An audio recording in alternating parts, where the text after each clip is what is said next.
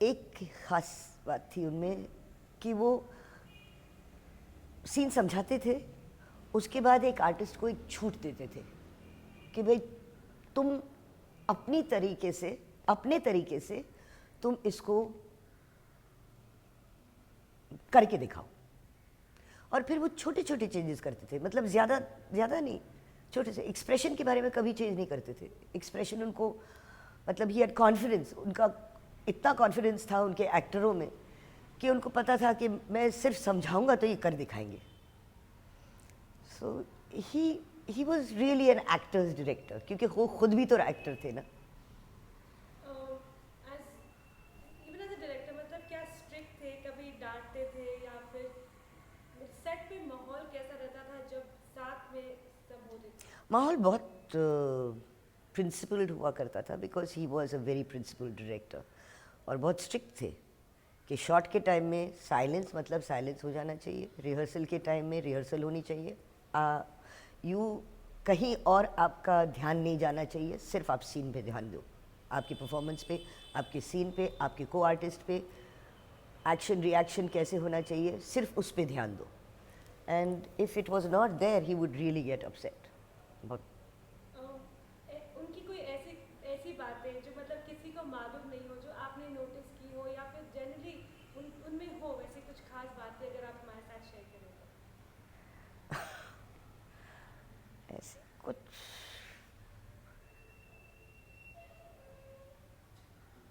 ध्यान में कुछ नहीं आ रहा है अभी, because he was such an individual. वो खुद एक ऐसे अमेजिंग आदमी, तो क्या क्या सुनाऊँ और कहाँ से सुनाऊँ, हम तो बचपन से जानते थे उनको। So you know it was like, अब कुछ ध्यान में ऐसे नहीं आ रहा है, लेकिन स्ट्रिक्ट थे। लाइक सुबह उठते थे और मुझे कहते थे भले तुम्हारा शॉट आएगा 2 बजे, लेकिन तुम मेरे साथ ब्रेकफास्ट खाओगी सुबह और मेरे साथ जाओगी सेट पे। मैंने कहा लेकिन राज जी मेरा शॉट 2 बजे आने वाला है, क्यों मुझे आप इतनी जल्दी लेके जा रहे हो? नहीं नहीं, चलो चलो, you have to be with me. Why? कोई आंसर नहीं, not to question, no answer. मैं कह रहा हूँ ना चलो मीन्स चलो। तो मेकअप वेकअप करके चले जाते थे सब, पूरे कपड़े वपड़े पहन के, और वो जरी वरी की साड़ियाँ, उसमें ना हेवी साड़ियाँ थी, हेवी ज्वेलरी थी। तो मैं अगर 11 बजे निकलूँ उनके साथ में, 10 बजे तो ब्रेकफास्ट खाते थे, मतलब 10 बजे से पहले उठ के मुझे मेकअप करना, बाल बनाने, कपड़े पहनने, तो यानी कि मुझे 7 बजे उठना पड़ता था। वो सब कुछ काफ़ी टाइम लग जाता था। पहुँच जाते थे ब्रेकफास्ट पे, तू कुछ खा नहीं रही है, क्यों नहीं खा रही? ऐसे इतना सब कुछ पहन के मुझे भूख ही नहीं लग रही, यू नो इट वॉज। और मैसूर में उस वक्त गर्म, इट वॉज हॉट, मई का महीना था, हम लोग मैसूर में शूटिंग कर रहे थे पैलेस में, और वो भी इंडोर्स में। और आप देख रही हैं मेरी हालत अभी भी, इतनी गर्मी में मैं बैठी हूँ, पसीना पसीना, और वो ज्वेलरी वूलरी पहन के तो और भी पसीना आता था और दिमाग ख़राब हो जाता था। कुड नॉट कॉन्सेंट्रेट कि मैं पढ़ूँ तो किस तरह, मेरे को कॉन्सेंट्रेशन ही नहीं होता था पढ़ने में। तो मैंने पढ़ा भी नहीं, किताब भी नहीं पढ़ी, 4 किताबें लेके गई थी, उसमें से आधी किताब पढ़ के आ गई वापस। So he was like that. Even जब प्रेम रोग के बनने के दौरान का मतलब आपकी कौन से फेवरेट सीन्स हैं from the film? At least if 2 और 3 फेवरेट सीन्स। मेरा तो एक ही सीन था जो बहुत ही, मतलब दैट वाज माय सीन। और उस सीन के दौरान मुझे याद है कि उससे पहले 10 मिनट पहले मुझे आके पूछे कि तू रिहर्सल के लिए रेडी है? मैं सर हाँ, मैं रिहर्सल के लिए तो रेडी हूँ, बट रिहर्सल होगी वनस्पति, मतलब मैं रोऊंगी वूँगी नहीं।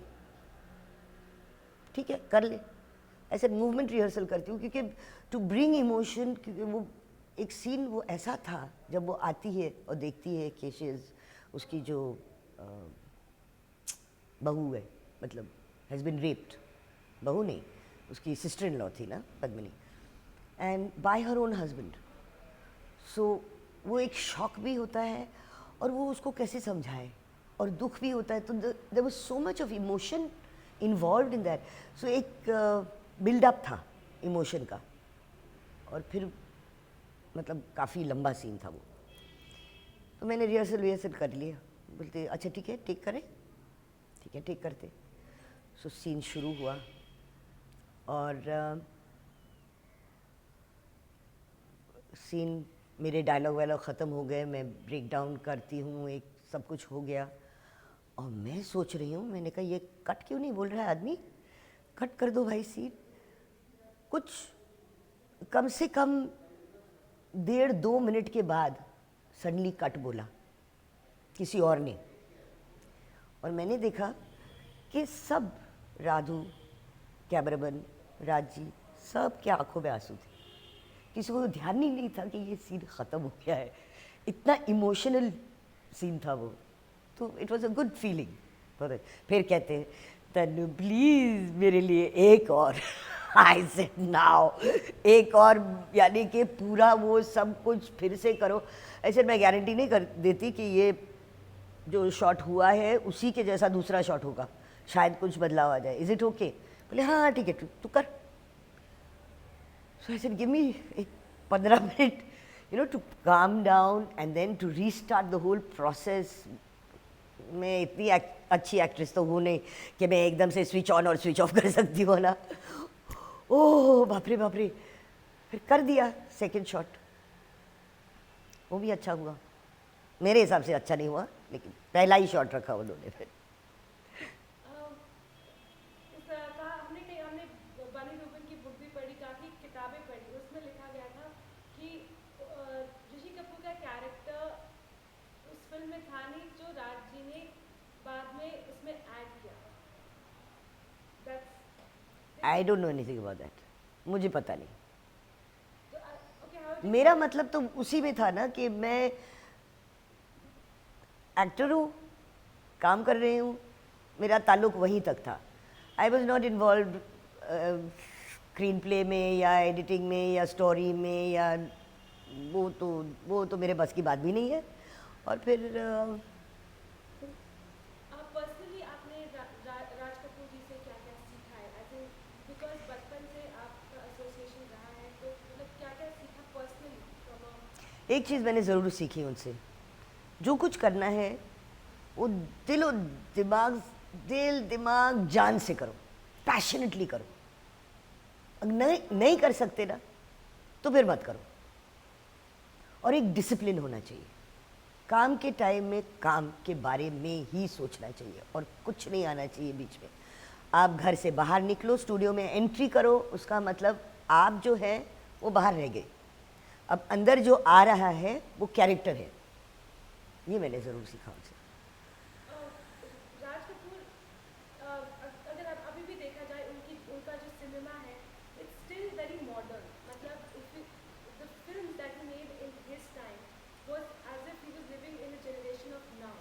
मतलब आप उसके ऊपर थोड़ा कमेंट करिए, बिकॉज इवन प्रेम रोग, वो भी जो स्टोरी की जो थीम थी, दैट वाज बाल विवाह के ऊपर थी, और a young child getting becoming a window. तो अगर आप उस पर थोड़ा कमेंट करें। मैंने हमेशा देखा है कि राजी हमेशा सब्जेक्ट चूज करते थे which was very close to him, जो वो बिलीव करते थे, जिसमें वो बिलीव करते थे, जिसमें उनको यकीन था कि ये जो सब्जेक्ट है, ये जो मैं बात कहने जा रहा हूँ, ये जो मैं बात दिखाने जा रहा हूँ, ये ज़रूर मेरे ऑडियंस को समझ में आएगी। और जैसे मुझे फील हुआ है, जैसे मैंने जब ये कहानी सुनी तो ये मेरे जो इमोशंस थे वो मेरे ऑडियंस भी फील करेंगे, ये उनका यकीन था ये, and that is why he made these films. One last question, ma'am. जब when he died, तो उस वक्त का मतलब what was the feeling you felt when the man was no more? I personally felt a great sense of loss. He was a good friend, good sense of humor, बहुत witty थे, बहुत ही sharp थे, सोच भी उनकी, and जैसे बात करते थे तो उनका ध्यान बराबर फोकस्ड रहता था। But he was a good friend, sense of humour था, हंसते थे, मजाक करते थे। So I personally felt a sense of lost, I lost a good friend. मेरे एक बहुत अच्छे दोस्त चले गए। For the industry also, we lost a good director, a good producer. a little extravagant producer, थोड़ा ज़रा showman, but he was a good producer also. Wonderful director. as an actor? Terrific. I loved him as an actor because वो जब काम करते थे तो ऐसे लगता था वो एक्चुअली वैसे ही हैं.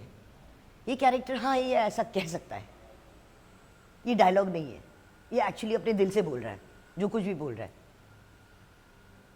सो ये जो खासियत थी उनमें, टू बी एबल टू, जो कोई भी रोल किया उन्होंने बड़ी आसानी से किया. ऐसे नहीं लगा कि उनको कुछ ट्रेनिंग करनी पड़ी या उनको कुछ तकलीफ़ हुई उस रोल करने में, या बहुत ज़्यादा काम किया उन्होंने इस रोल पे, मेहनत की.